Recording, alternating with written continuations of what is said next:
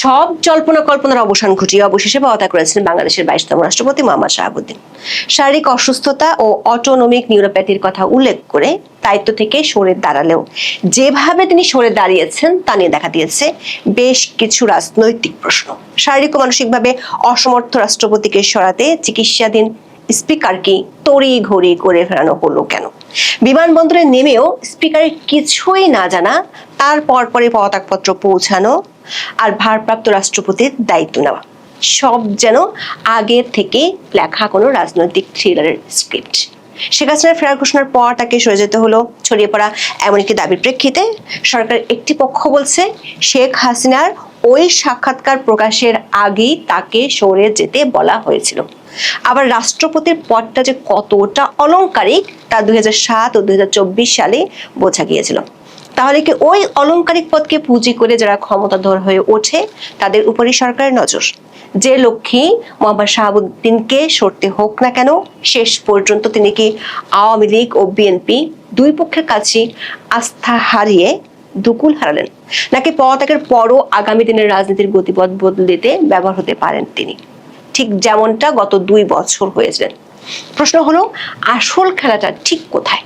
বাংলাদেশের 22তম রাষ্ট্রপতি হিসেবে নির্বাচিত হয়ে 2023 সালের 24 এপ্রিল শপথ নিয়েছিলেন মোহাম্মদ শাহাবুদ্দিন। সে অনুযায়ী তার মেয়াদ ছিল 2028 সালের 23 এপ্রিল। গত কয়েকদিন ধরে মোহাম্মদ শাহাবুদ্দিন পদত্যাগ করছেন অথবা সরকার তাকে সরিয়ে দিতে চায় বলে তিনি সরে যাচ্ছেন, এমন খবরে সরগরম হয়ে উঠেছিল বাংলাদেশের সংবাদ মাধ্যম থেকে শুরু করে রাজনৈতিক আলোচনার টেবিল। রাষ্ট্রপতি শুক্রবার পদত্যাগ করতে যাচ্ছেন এমন খবর আরো পাকাপোক্ত হয় যখন বাংলাদেশের জাতীয় সংসদের স্পিকার হাফিজউদ্দিনকে থাইল্যান্ড থেকে সফরের মাঝ পথে উড়িয়ে আনা হয়। গত 19 জুলাই স্পিকার চিকিৎসার জন্য থাইল্যান্ড গিয়েছিলেন। তার ফেরার কথা ছিল 26 জুলাই। তড়িঘড়ি করে সরকার অনুরোধে তিনি 2 দিন আগে ফেরত আসায় প্রশ্ন ওঠে, সরকার এত তাড়াহুড়ো কেন করছে? আবার সরকারের শীর্ষ ব্যক্তিরা বিষয়টি নিয়ে সরাসরি কিছুই বলেননি। যেটুকু বলছেন তাতে বিষয়টিকে গণমাধ্যমের গুজব বা অতি কথন হিসেবে তুলে ধরার চেষ্টা করেছেন। এমনকি খোদ স্পিকারই বিমানবন্দরে নেমে সাংবাদিকদের বলেন তিনি তখনও কিছু জানেন না, অথচ এর কিছুক্ষণ পরে তার কাছে পৌঁছে যায় রাষ্ট্রপতির পদত্যাগপত্র। 24 জুলাই বিকেল 5:01 স্পিকার পদত্যাগপত্রটি গ্রহণ করেন। রাষ্ট্রপতির পদত্যাগপত্রটি সামাজিক মাধ্যমে ভাইরাল হওয়ার পর এর ভাষা নিয়ে অনেকেই প্রশ্ন তুলেছেন। আবার তড়িঘড়ি করে স্পিকারকে তার থাইল্যান্ড সফর সংকুচিত করে ফিরিয়ে আনায় সরকারের উঠে পড়া লাগার এমন সিদ্ধান্ত নিয়েও অনেকে প্রশ্ন তুলেছেন। তবে স্পিকার সংবাদ সম্মেলনে এসব প্রশ্ন ও সন্দেহকে একেবারেই উড়িয়ে দিয়েছেন। আবার একটি পক্ষ বলছে বাংলাদেশের সাবেক প্রধানমন্ত্রী শেখ হাসিনা ডিসেম্বরে দেশে ফেরার ঘোষণা দেওয়ার পর সরকার রাষ্ট্রপতিকে সরে যেতে বলেছেন। তবে সরকারের শীর্ষ একটি সূত্র বলছে শেখ হাসিনার ওই সাক্ষাৎকার রয়টার্সে প্রকাশিত হয়েছিল 10 জুলাই। সরকারের শীর্ষ মহল থেকে তারও 1 সপ্তাহ আগে সরে যাওয়ার জন্য রাষ্ট্রপতিকে মানসিক প্রস্তুতি নিতে বলেছিলেন। আবার যদিও তিনি সামরিক বাহিনীর সর্বাধিনায়ক, কিন্তু বাস্তবে বাংলাদেশের রাষ্ট্রপতির ক্ষমতা অলংকারিক।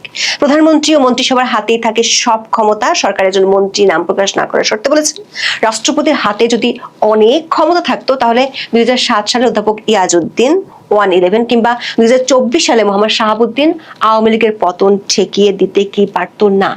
কিন্তু দুটো সময় দুজন রাষ্ট্রপতি ছিলেন হাতের। এমনকি বি চৌধুরীর বিরুদ্ধে বিএনপি ষড়যন্ত্রের অভিযোগ করে, কিন্তু সেই বি চৌধুরী কি কিছু করতে পেরেছিলেন? আবার আরেকটি পক্ষ বলছে শেখ হাসিনা ডিসেম্বরে দেশে ফেরার ঘোষণা দিয়েছেন, কিন্তু তার বিরুদ্ধে ফাঁসির দণ্ড দেয়া আছে। তাদের আশঙ্কা রাষ্ট্রপতি এই দণ্ড মওকুফ করে দিতে পারেন। স্বরাষ্ট্র ও আইন মন্ত্রণালয়ের কর্মকর্তারা বলছেন সবশেষ 13 বছর পলাতক থাকার পর ফিরে এসেছেন যুদ্ধাপরাধের দায়ে ফাঁসির দণ্ডে দণ্ডিত জামাত নেতা আবুল কালাম আজাদ। ফিরে এসে তাকে একদিনের জন্য জেলে যেতে হয়নি, এমনকি তিনি জামিনও যাননি। পুরো প্রক্রিয়াটি করেছে তখনকার অন্তর্বর্তী সরকার ও সরকারের স্বরাষ্ট্র মন্ত্রণালয়। মন্ত্রণালয়ের কর্মকর্তারা বলছেন রাষ্ট্রপতির নির্দেশে দণ্ড স্থগিত করাটা সাংবিধানিকভাবে রাষ্ট্রপতির এখতিয়ার হলেও এখানে রাষ্ট্রপতির কিছুই করার থাকে না সরকারের আদেশ পালন ছাড়া। তাহলে সরকার এতটা তড়িঘড়ি করে স্পিকারকে ফিরিয়ে এনে কেন রাষ্ট্রপতিকে সরিয়ে দিল, যেটিকে আনুষ্ঠানিক ভাষায় পদত্যাগ বলা হচ্ছে, এমন প্রশ্ন তুলেছেন অনেকে। সরকারের দুটি সূত্র থেকে বিষয়টি নিয়ে একই রকম বক্তব্য পাওয়া গেছে। ওই সূত্রগুলো বলছে রাষ্ট্রপতি মূল বিষয় নয়, বরং ক্ষমতাধর পক্ষগুলো যারা রাষ্ট্রপতির মাধ্যমে ক্ষমতার চর্চা করে বা করতে পারে সেখানেই সরকারের শীর্ষ মহলের নজর। সরকারের পছন্দসই ও পুরোপুরি আজ্ঞাবহ রাষ্ট্রপতি না থাকলে অনেক সময় সেই ক্ষমতাধর গ্রুপকে সরকারে বসে আনা কঠিন না হলেও সময় সাপেক্ষ হয়ে যায়। পরিস্থিতি অনুযায়ী তড়িৎ ব্যবস্থা নেওয়া যায় না, সেই পথটি পরিষ্কার করতে রাষ্ট্রপতিকে সরে যাওয়ার সিদ্ধান্ত সরকার নিয়ে ফেলেছিল। সরকার একজন মন্ত্রী মনে করেন আওয়ামী লীগের কার্যক্রমের উপর নিষেধাজ্ঞা তোলা ও শেখ হাসিনার ফিরে আসার বিষয়টি শুধু বাংলাদেশের অভ্যন্তরীণ রাজনীতির সাথে সম্পর্কিত নয়, এর সাথে ভূরাজনৈতিক বিষয় জড়িত। ওই মন্ত্রী বলেছেন ত্রয়োদশ জাতীয় সংসদ নির্বাচন হবে হবে না এমন সংশয়ের মধ্যে ছিল, তখনও ভূরাজনৈতিক পক্ষগুলো একমত না হতে পারায় নির্বাচনটা ঝুলেছিল। এমনকি তারেক রহমানও দেশে ফেরার আগে ফেসবুক পোস্ট দিয়ে বলেছিলেন তার ফিরে আসাটা তার একক সিদ্ধান্তের উপর নির্ভর করে না, যে কারণে এসব রাজনৈতিক ইস্যুর মোড় ঘুরিয়ে দেওয়ার বিষয়টি বঙ্গভবনে কে থাকলো তার উপর খুব বেশি নির্ভর করে না। দর্শক, স্পিকারের কাছে পাঠানো পদত্যাগপত্রে মোহাম্মদ শাহাবুদ্দিন লিখেছেন, এখনো পর্যন্ত নিষ্ঠা, সততা ও সংবিধানের প্রতি পূর্ণ আনুগত্যের সঙ্গে তিনি দায়িত্ব পালন করেছেন। 24 5 আগস্ট রাজনৈতিক পট পরিবর্তনের কথা উল্লেখ করে তিনি লেখেন, তৎকালীন সরকারের পতনের পর দেশে শাসনতান্ত্রিক ও সাংবিধানিক সংকট দেখা দেয়। সাংবিধানিক সংকট থেকে উত্তরণের জন্য বাংলাদেশের সংবিধানের 106 নম্বর অনুচ্ছেদে উল্লেখিত ক্ষমতা বলে তিনি রাষ্ট্রপতি হিসেবে বাংলাদেশ সুপ্রিম কোর্টের আপিল বিভাগের মতামত চান। সুপ্রিম কোর্টের আপিল বিভাগের পরামর্শক্রমে অন্তর্বর্তীকালীন সরকার গঠন করেন। মোহাম্মদ শাহাবুদ্দিন চিঠিতে উল্লেখ করেন, বর্তমানে সরকারি দল ও বিরোধী দল গণতান্ত্রিক চর্চার মধ্য দিয়ে জাতীয় সংসদে নিজ নিজ দায়িত্ব পালন করছে। তিনি দাবি করেন তার সুদৃঢ় ও ইতিবাচক ভূমিকার কারণে দেশে কোনো সাংবিধানিক বিপর্যয় ঘটেনি। অনেকে প্রশ্ন তুলেছেন, রাষ্ট্রপতি কি তার বিদায়ী পত্রে বিগত দুটি সরকারের বৈধতার কথা জানিয়ে গেলেন? না হলে পদত্যাগপত্রে স্বাস্থ্যগত কারণ উল্লেখ করা জরুরি হলেও এসব বিষয়ের অবতারণা কেন করলেন? মোহাম্মদ শাহাবুদ্দিন এরপরই পদত্যাগপত্রে নিজের অসুস্থতার কথা উল্লেখ করেছেন। লিখেছেন, তিনি গুরুতর অসুস্থ, হৃদরোগ, উচ্চ রক্তচাপ, ডায়াবেটিস ও কিডনির জটিলতায় ভুগছেন। তার হৃদযন্ত্রে বাইপাস সার্জারি হয়েছে। ইদানিং স্বাস্থ্য পরীক্ষায় অটোনমিক নিউরোপ্যাথি নামক রোগ শনাক্ত হয়েছে। এই রোগের কারণে তিনি মাঝে মাঝে ক্ষণিক অচেতন হয়ে যান। রোগসমূহের প্রাদুর্ভাবে শারীরিক ও মানসিক অসমর্থতার কারণে রাষ্ট্রপতির মতো গুরুত্বপূর্ণ সাংবিধানিক পদের দায়িত্ব পালন করা তার পক্ষে সম্ভব হচ্ছে না। তার দীর্ঘমেয়াদের চিকিৎসা প্রয়োজন বলে চিঠিতে উল্লেখ করেছেন। বিশেষজ্ঞ চিকিৎসকরা বলেছেন, অটোনমিক নিউরোপ্যাথি হলো এমন একটি স্বাস্থ্যগত অবস্থা যেখানে শরীরের অনৈচ্ছিক স্নায়ু বা অটোনমিক নার্ভস গুলো ক্ষতিগ্রস্ত হয়। মানুষের শরীরে যেসব কাজ সচেতন চেষ্টা ছাড়াই স্বয়ংক্রিয়ভাবে ঘটে, যেমন হৃদস্পন্দন, রক্তচাপ, হজম প্রক্রিয়া, ঘাম হওয়া এবং মূত্রথলির নিয়ন্ত্রণ, এই স্নায়ুগুলো মূলত সেসব কাজ পরিচালনা করে। যখন এই নার্ভগুলো ক্ষতিগ্রস্ত হয় তখন শরীরের এই স্বয়ংক্রিয় ব্যবস্থাগুলোতে ব্যাঘাত ঘটে। অটোনমিক নিউরোপ্যাথির সবচেয়ে প্রধান ও সাধারণ কারণ হলো ডায়াবেটিস। ব্লাড সুগার দীর্ঘদিন অনিয়ন্ত্রিত থাকলে এই নার্ভগুলো ধীরে ধীরে ক্ষতিগ্রস্ত হয়। মোহাম্মদ শাহাবুদ্দিন তার পদত্যাগপত্রের শেষে উল্লেখ করেছেন, সংবিধানের 50-3 অনুচ্ছেদের বিধান অনুযায়ী তিনি রাষ্ট্রপতির পদ হতে পদত্যাগ করেছেন। সংবিধানের 50-3 নম্বর অনুচ্ছেদে বলা আছে, রাষ্ট্রপতি পদত্যাগ করতে চাইলে তাকে জাতীয় সংসদের স্পিকারকে সম্বোধন করে নিজ স্বাক্ষরযুক্ত পদত্যাগপত্র জমা দিতে হবে।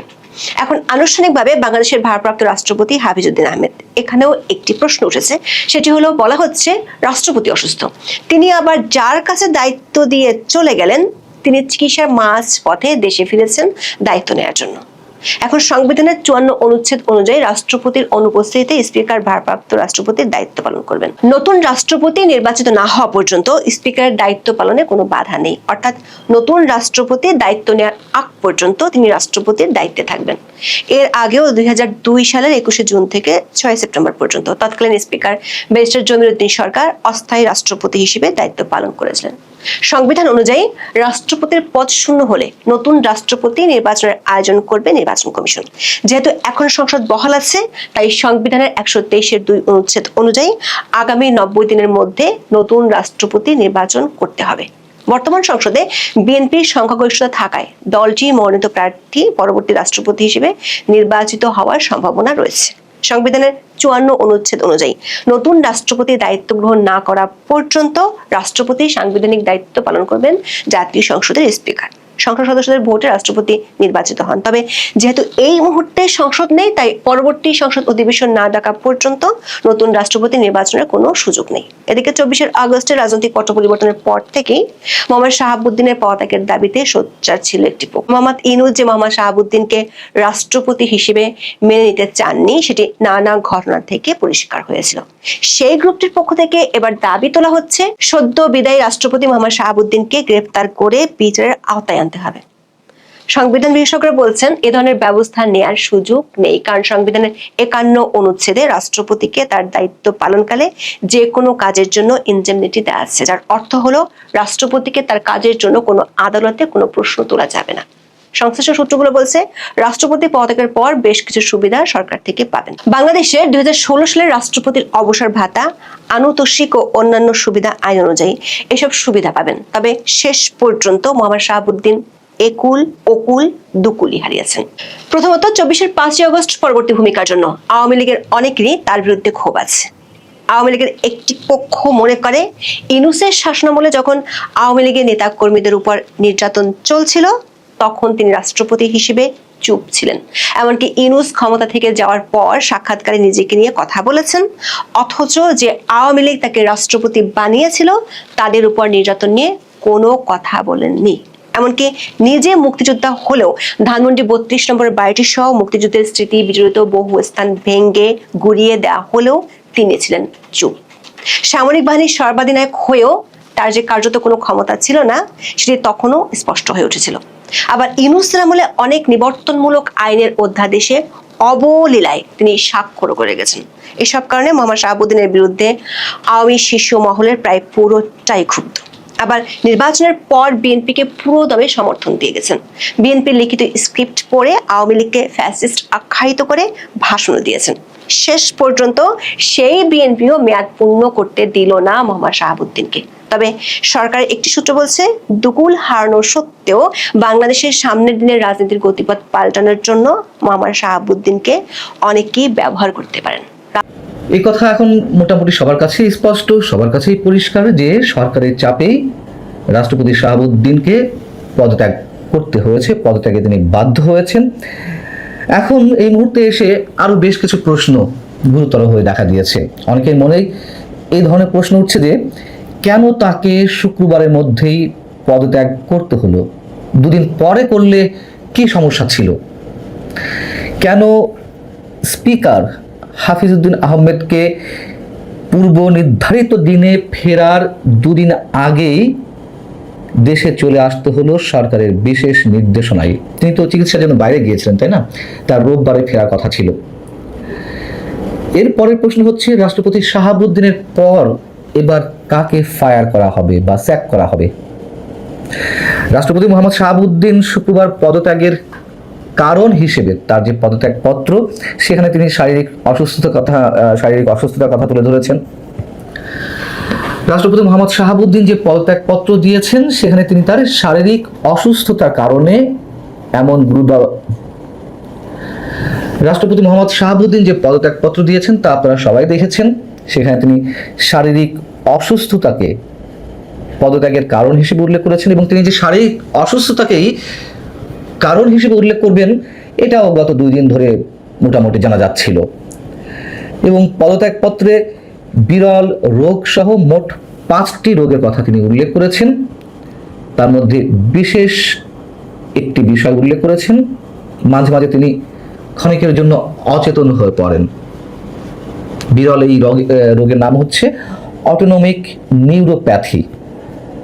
অথচ পদত্যাগপত্র তিনি দিলেন শুক্রবার 5টার দিকে, তার মাত্র কয়েক ঘন্টা আগে বৃহস্পতিবার সন্ধ্যার দিকে ডেইলি স্টারের পক্ষ থেকে শাহাবুদ্দিন সাহেবকে ফোন দেওয়া হয়েছিল।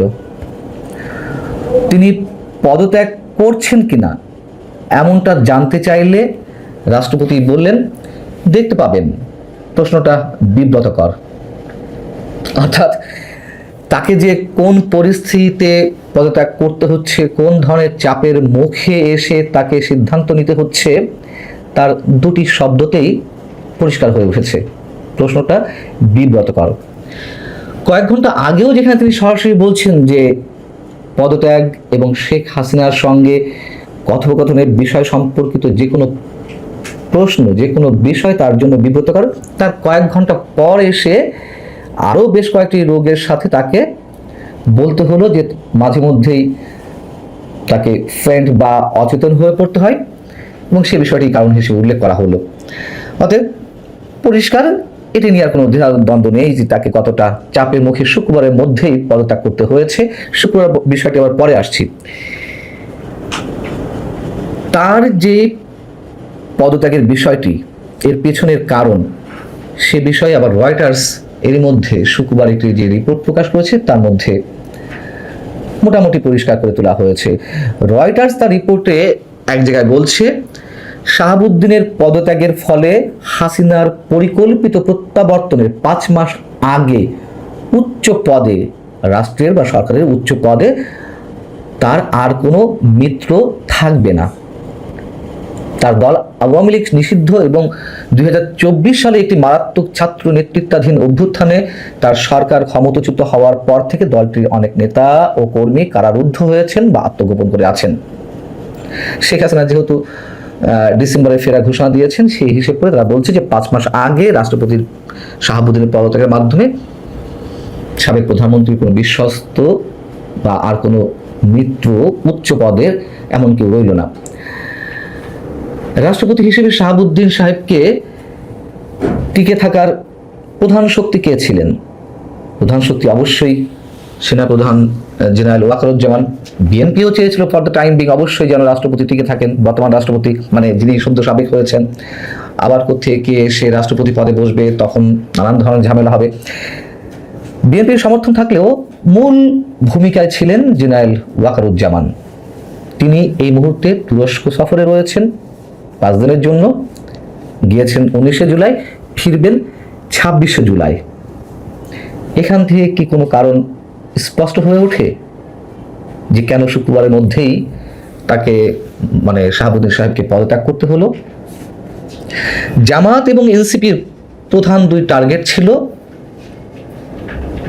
শাহাবুদ্দিন সাহেব, সদ্য সাবেক রাষ্ট্রপতি, এবং বর্তমান সেনাপ্রধান জেনারেল ওয়াকারুজ্জামান। মোহাম্মদ শাহাবুদ্দিনকে এরই মধ্যে গ্রেপ্তারের দাবি জানানো হয়েছে ইনকিলাব মঞ্চ এবং এনসিপির পক্ষ থেকে। এনসিপির সংবাদ সম্মেলন করে বলছে, অবিলম্বে এই শাহাবুদ্দিন চুপ্পুকে গ্রেপ্তার করতে হবে এবং বিচারের আওতায় নিয়ে আসতে হবে। আমরা দেখেছি যে তিনি তার যে পদত্যাগপত্র, সেখানে যে ন্যারেটিভ তিনি টেনেছেন সেগুলো আসলে অপ্রাসঙ্গিক। অসুস্থতার অজুহাতের কথা বললেও তার পদত্যাগপত্রের মধ্যে এমনভাবে তিনি ন্যারেটিভ সাজিয়েছেন যেটা আসলে তার জন্য একটা সেফ এক্সিটের জায়গা তৈরি করতে পারে। তিনি কি বলেছেন? তিনি সাংবিধানিক ধারাবাহিকতা রক্ষা করেছেন, তিনিও দেশকে সাংবিধানিক সংকটের মধ্যে ফেলতে দেননি, ইত্যাদি ইত্যাদি। কিন্তু কথাগুলো তো সত্য। তিনি সাবেক প্রধান বিচারপতির যে 106 অনুচ্ছেদের রেফারেন্সে ডক্টর ইউনূস সরকার শপথ নিল, সেটা তো রাষ্ট্রপতি শাহাবুদ্দিনের মাধ্যমে। তো এখন রাষ্ট্রপতি শাহাবুদ্দিন আবার অনেক কিছু করেছেন, ন্যারেটিভ তৈরি করেছেন, এগুলো বলা হচ্ছে, সেগুলো অন্য বিষয়। রয়টার্স যদিও মন্তব্য করেছে যে হাসিনার পরিকল্পিত প্রত্যাবর্তনের আগে উচ্চ পদে তার আর কোনো মিত্র রইল না, কিন্তু সেনাপ্রধান ওয়াকারুজ্জামান তিনিও তো শেখ হাসিনার দ্বারা মনোনীত এবং নিয়োগকৃত। রাষ্ট্রপতি শাহাবুদ্দিনের উপরে একটা সময় পর্যন্ত বিএনপি আস্থা রাখছিল, সেটি বলবো না, তাকে কাজে লাগিয়েছে এবং আমরা সবাই জানি তাকে যেতে হবে। এরপরে টার্গেট তাহলে কে? এই প্রশ্ন উঠছে এবং উত্তরটাও নিশ্চয়ই অনেকের জানা। আমরা জানি না যে কি হতে যাচ্ছে, তবে সমীকরণ অনেক কিছুই বলে দেয়। কিন্তু তারপরেও প্রশ্ন থাকে, বিএনপি কি আসলেই নিরাপদ? বিএনপিকে নিয়ে অন্য কেউ কি খেলছে না, নাকি শুধু বিএনপি অন্য সব খেলাকে ওভারলুক করে পাশ কাটিয়ে এই মুহূর্তে শেখ হাসিনার ফেরাটার প্রতি মনোনিবেশ করছে?